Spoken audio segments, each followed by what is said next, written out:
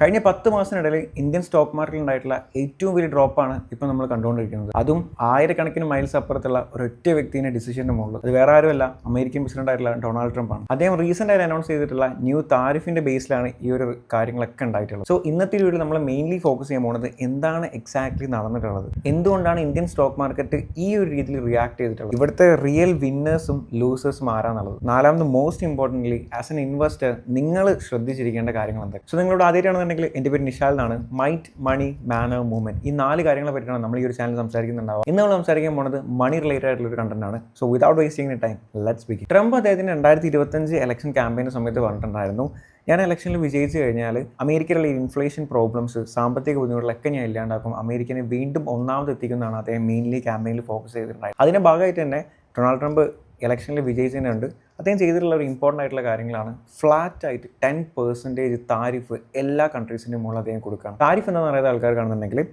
Tariff എന്ന് പറഞ്ഞാൽ basically ഒരു രാജ്യത്ത് നിന്ന് മറ്റൊരു രാജ്യത്തേക്ക് ഇറക്കുമതി ചെയ്യുന്ന സമയത്ത് ആ രാജ്യത്തിൽ നമ്മൾ അടയ്ക്കേണ്ട ഒരു തുക അല്ലെങ്കിൽ ഒരു ടാക്സ് ആണ് ആക്ച്വലി എന്ത് താരിഫ്. നമുക്ക് ബേസിക്കായിട്ട് സിമ്പിളായിട്ട് പറയാൻ പറ്റും. ഫോർ എക്സാമ്പിൾ, ഇപ്പോൾ ഇന്ത്യയിൽ ഏറ്റവും കൂടുതൽ നമ്മൾ എക്സ്പോർട്ട് ചെയ്യുന്ന ഒരു സാധനമാണ്, അല്ലെങ്കിൽ അമേരിക്കയിൽ എക്സ്പോർട്ട് ചെയ്യുന്ന ഒരു സാധനമാണ് ജെംസ്, അല്ലെങ്കിൽ വൈരങ്ങൾ, അല്ലെങ്കിൽ അങ്ങനത്തെ സാധനങ്ങളൊക്കെ. അപ്പോൾ ഇത് അവിടെ നമ്മൾ ഇറക്കുമതി ചെയ്യുന്ന സമയത്ത് അവിടെ നമ്മൾ എന്താക്കണം, ഒരു ടാക്സ് കൊടുക്കണം. ഓക്കെ, ഇതാണ് ബേസിക്കലി എന്ത് പറയാം, താരിഫ് എന്ന് പറയാം. അപ്പോൾ ഇവിടുത്തെ ഏറ്റവും വലിയൊരു പ്രശ്നം എന്താ വെച്ചാൽ ഫ്ലാറ്റ് 10% ആണെന്നുണ്ടെങ്കിലും പല രാജ്യങ്ങളും അതിനേക്കാൾ ഒരുപാട് മേലാണ് താരിഫ് കൊടുത്തിട്ടുള്ളത്. ഇപ്പോൾ ഇന്ത്യനെ സംബന്ധിച്ചിടത്തോളം 26% ആണ് താരിഫ്, ചൈനയെ സംബന്ധിച്ചിടത്തോളം 60% ആണ്, മെക്സിക്കോ നോക്കുകയാണെങ്കിൽ 35% ആണ് താരിഫ് അവർ ഏർപ്പെടുത്തിയിട്ടുള്ളത്. ഇനി പ്രീവിയസ്ലി ഇന്ത്യയിൽ അവർ ചുമത്തിയിട്ടുള്ള താരിഫ് നോക്കുകയാണെന്നുണ്ടെങ്കിൽ ടെക്സ്റ്റൈൽ ഇൻഡസ്ട്രിയിൽ 10 to 20%, ജ്വല്ലറി ഇൻഡസ്ട്രിയിൽ 5%, ഓട്ടോ കോമ്പണന്റ് ഇൻഡസ്ട്രിയിൽ 2.5 to 10%, ഫാർമസ്യൂട്ടിക്കൽ ഇൻഡസ്ട്രിയിൽ 0 to 6%, 5% മാത്രമേ അവർ ആ ഒരു താരിഫ് ഏർപ്പെടുത്തിയിട്ടുണ്ടായിരുന്നു. പക്ഷെ ഇപ്പോൾ നോക്കുകയാണെങ്കിൽ ഈ ഒരു ആവറേജ് ഒരു 10 ലെവലിൽ നിൽക്കുന്ന താരിഫ് ഒറ്റയടിക്ക് പോയിട്ടുള്ളത് 26%. ഇങ്ങനെ വരുന്ന സമയത്ത് സ്വാഭാവികമായിട്ട് എന്താ സംഭവിക്കുക, ഇന്ത്യയിൽ നിന്ന് അമേരിക്കയിലേക്ക് ഇറക്കുമതി ചെയ്ത സാധനങ്ങൾക്ക് അവിടെ സ്വാഭാവികമായിട്ട് എന്താക്കും, വില കൂടും. എക്സാമ്പിളായിട്ട് ഇന്ത്യയിൽ നിന്ന് ടെക്സ്റ്റൈൽസിൽ എന്തെങ്കിലും ഒരു ഷർട്ടോ അല്ലെങ്കിൽ എന്തെങ്കിലും ഒരു മെറ്റീരിയൽ അങ്ങോട്ട് പോകുന്ന സമയത്ത് അവിടെ അത് ഇറക്കുമതി ചെയ്യുന്നത് ഒരു $1 ഇപ്പോൾ അതിന് റേറ്റ് എത്ര ആയിട്ടുണ്ടാവും, $1.26 ആയിട്ടുണ്ടാവും. ഇങ്ങനെ സംഭവിക്കുന്ന സമയത്ത് സ്വാഭാവികമായിട്ടും അവിടെയുള്ള ആൾക്കാരുടെ ബൈയിങ് ടെൻഡൻസി എന്താക്കാണ്, കുറയുക ചെയ്യുന്നത്. അതുവഴി നമ്മളിവിടെ നിന്ന് അങ്ങോട്ടേക്ക് കയറ്റി അയക്കുന്ന സാധനങ്ങളുടെ ക്വാണ്ടിറ്റി കുറയും, അതുവഴി ഇന്ത്യൻ GDP നല്ല രീതിയിൽ എഫക്റ്റ് ചെയ്യും. ഈ ഒരു താരിഫ് കാരണം ഇന്ത്യൻ സ്റ്റോക്ക് മാർക്കറ്റിൽ ഉണ്ടായിട്ടുള്ള ഇമ്പാക്റ്റ് നോക്കുകയാണെന്നുണ്ടെങ്കിൽ, ഈ ഒരു ന്യൂസ് വന്ന സമയത്ത് തന്നെ April 7 ഓൾമോസ്റ്റ് നിഫ്റ്റി 3.24% ആണ് ഡൗൺ ആയിട്ടുള്ളത്. സെൻസെക്സ് നോക്കുകയാണെന്നുണ്ടെങ്കിൽ ഓൾമോസ്റ്റ് 2.95% ആണ്. ആ ഒരു ദിവസം മുതൽ ഒരു 3 സെഷൻ നോക്കുകയാണെന്നുണ്ടെങ്കിൽ ഓൾമോസ്റ്റ് $280 ബില്യൺ വെൽത്താണ് ഇൻവെസ്റ്റേഴ്സിൽ നിന്നും വൈപ്പ് ഔട്ട് ആയിട്ടുള്ളത്. പക്ഷേ സെക്കൻഡ് April 8 നോക്കുകയാണെന്നുണ്ടെങ്കിൽ ഒന്ന് റീബൗണ്ട് ആയിട്ടുണ്ടായിരുന്നു. ഓൾമോസ്റ്റ് നിഫ്റ്റി ഒരു 1.08% അപ്പായിട്ടുണ്ടായിരുന്നു, സെൻസെക്സും അതുപോലെ തന്നെ ഒരു 1% അപ്പായിട്ടുണ്ടായിരുന്നു. എന്നാലും ഇപ്പോഴും മാർക്കറ്റ് അൺസർട്ടനിറ്റിയാണ് അവിടെ കാണിച്ചുകൊണ്ടിരിക്കുന്നത്. ഇനി ഈ ഒരു പുതിയ താരിഫ് വന്നത് കാരണം ഏറ്റവും കൂടുതൽ എഫക്റ്റ് ചെയ്തിട്ടുള്ള സെക്ടേഴ്സ് നോക്കുകയാണെന്നുണ്ടെങ്കിൽ, ഒന്നാമത്തെ സെക്ടർ ഫാർമസ്യൂട്ടിക്കലാണ്. കാരണം ഇന്ത്യയിൽ നിന്ന് അമേരിക്കയിലേക്ക് annually $6 billion worth pharmaceutical products ആണ് ഇമ്പോർട്ട് ചെയ്തുകൊണ്ടിരുന്നത്. അതിൻ്റെ മുകളിൽ ഓൾമോസ്റ്റ് ആദ്യം ഉണ്ടായിരുന്നത് 0 to 6% ആണ്. അവിടെ നിന്നാണ് ഒറ്റയടിക്ക് ഇവിടേക്ക് വരുന്നത് 26% വരുന്നത്. അപ്പോൾ അത് അവരെ പ്രോഫിറ്റ് മാർജിനെ നല്ല രീതിയിൽ എഫക്റ്റ് ചെയ്യും. നെക്സ്റ്റ് എഫക്റ്റ് ചെയ്തിട്ടുള്ളത് നോക്കുകയാണെങ്കിൽ ടെക്സ്റ്റൈൽ ഇൻഡസ്ട്രിയാണ്. ടെക്സ്റ്റൈൽ ഇൻഡസ്ട്രി ഓൾറെഡി ഇന്ത്യക്ക് ഭയങ്കര കോമ്പറ്റീഷനാണ്. കാരണം ബംഗ്ലാദേശ്, വിയറ്റ്നാം പോലെ രാജ്യങ്ങളിൽ നിന്ന് ഓൾറെഡി നല്ല കോമ്പറ്റീഷൻ നമുക്കുണ്ട്. അതിന് പുറമെയാണ് ഈ 26%ലേക്കുള്ള അഡീഷണൽ നമുക്ക് താരിഫ് വരുന്നുള്ളത്. പിന്നെ എഫക്റ്റ് ചെയ്തിട്ടുള്ള 2 സെക്ടേഴ്സ് എന്ന് പറയുന്നത്, ഒന്ന് ഓട്ടോ കോമ്പണൻസിൻ്റെ സെക്ടേഴ്സും പിന്നുള്ള ജ്വല്ലറി സെക്ടേഴ്സാണ്. കാരണം ഇന്ത്യൻ്റെ ഓൾമോസ്റ്റ് എനിക്ക് തോന്നുന്നു 40% ജ്വല്ലറി ഇമ്പോർട്ട് ചെയ്യുന്നത് എവിടേക്കാണ്, US-ലേക്കാണ്. അപ്പോൾ അതിൻ്റെ ഒരു പ്രോഫിറ്റ് മാർജിൻ ഇവിടെ നല്ല രീതിയിൽ എഫക്റ്റ് ചെയ്യുന്നുണ്ട്. ഇത് അങ്ങോട്ട് കയറ്റി അയച്ചതിന് മാത്രം കാര്യമല്ല, അവിടെ ആൾക്കാർ ഇത് വാങ്ങണ്ടേ. ഈ ഒരു 26% അവരെ പ്രൈസിൽ ഇൻക്രീസ് വരുന്ന സമയത്ത് ആൾക്കാർ ഇത് വാങ്ങൂല. അപ്പോൾ ഇത് നല്ല രീതിയിൽ ഇവിടുന്ന് കയറ്റി അയക്കുന്നത് കുറേ നമ്മളത് GDP നല്ല രീതിയിൽ അത് എഫക്റ്റ് ചെയ്യുന്നത്. ഇവിടുത്തെ ഒരു ഇൻവെസ്റ്റിംഗ് സൈക്കോളജി ഇപ്പോൾ നടന്നുകൊണ്ടിരിക്കുന്നത് ബേസിക്കലി ഒന്ന് ഓടിച്ച് നോക്കുകയാണെന്നുണ്ടെങ്കിൽ, ഇവിടുത്തെ റീറ്റെയിൽ ഇൻവെസ്റ്റേഴ്സ് നല്ല രീതിയിൽ പാനിക് ആയിട്ടുണ്ട്. റീറ്റെയിൽ ഇൻവെസ്റ്റേഴ്സ് എന്ന് നമ്മളെപ്പോലുള്ള സാധാരണക്കാരായിട്ടുള്ള ആൾക്കാർ നല്ല രീതിയിൽ പാനിക് ആയിട്ടുണ്ട്.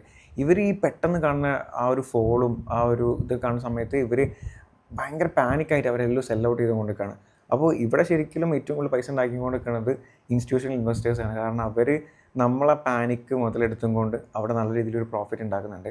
സോ എനിക്ക് നിങ്ങളോട് പറയാനുള്ള കാര്യം എന്താ വെച്ചാൽ, ഇതേപോലെ ഇതിന് മുമ്പും ഈ ഒരു താരിഫ് വാർ നമ്മളെ വേൾഡിൽ നടന്നിട്ടുണ്ട്. ആ ഒരു സമയത്ത് ഡിപ്പ് ഓൾറെഡി ഉണ്ടായിട്ടുണ്ടെന്നുണ്ടെങ്കിലും മാർക്കറ്റ് വീണ്ടും ത്രൂ ഔട്ട് കുറച്ച് കഴിഞ്ഞപ്പോൾ തന്നെ അത് റീബൗണ്ട് ചെയ്ത് വന്നിട്ടുണ്ട് എന്നുള്ളതാണ് നമുക്ക് പ്രീവിയസ്ലി ഉള്ളത് നോക്കുമ്പോൾ കാണാൻ പറ്റുന്നത്. നിങ്ങൾ എപ്പോഴും മൈൻഡിൽ കൊടുക്കേണ്ട കാര്യം, ഒരു ന്യൂസ് ഹെഡ്ലൈൻ്റെ മുകളിൽ ഒരു കാരണവശാലും നിങ്ങൾ ട്രേഡിങ്ങോ ഇൻവെസ്റ്റ്മെൻറ്റോ ചെയ്യാൻ പാടില്ല.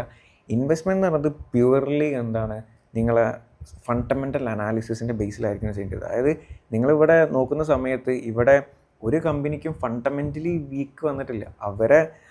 ഈ ഒരു സമയത്തുള്ള ചെറിയൊരു ബുദ്ധിമുട്ട് മാത്രമേ ഉണ്ടായിട്ടുള്ളൂ. അപ്പോൾ നിങ്ങളൊരു ഡിസിഷൻ എടുക്കുന്നതിന് മുമ്പ് ആ കമ്പനിയിൽ നിങ്ങൾ ഫണ്ടമെൻ്റലി നിങ്ങൾ സ്ട്രോങ് ആണെന്ന് ഉറപ്പ് വരുത്തിയിട്ടുണ്ടെന്നുണ്ടെങ്കിൽ എൻ്റെ ഒരു ഒപ്പീനിയനിൽ നിങ്ങൾക്കതിൽ കണ്ടിന്യൂ ചെയ്യാമെന്നുള്ളതാണ് എൻ്റെ ഒരു ഒപ്പീനിയൻ. ഇനി ഇവിടുത്തെ ഫ്യൂച്ചർ എന്താ നോക്കുകയാണെന്നുണ്ടെങ്കിൽ സിമ്പിളാണ്. നിങ്ങൾ എപ്പോഴും മൈൻഡിൽ കൊടുക്കുന്ന ഒരു കാര്യം എന്ന് വെച്ചാൽ, ഒരു രാജ്യത്തിന് അല്ലെങ്കിൽ ഒരു സംസ്ഥാനത്തിന് അവിടുത്തെ ജനങ്ങൾക്ക് കംപ്ലീറ്റ് ആയിട്ട് A to Z അവർക്ക് വേണ്ട സാധനങ്ങൾ ആ രാജ്യത്ത് അല്ലെങ്കിൽ ആ സ്റ്റേറ്റിൽ ഒരിക്കലും പ്രൊഡ്യൂസ് ചെയ്യാൻ പറ്റില്ല.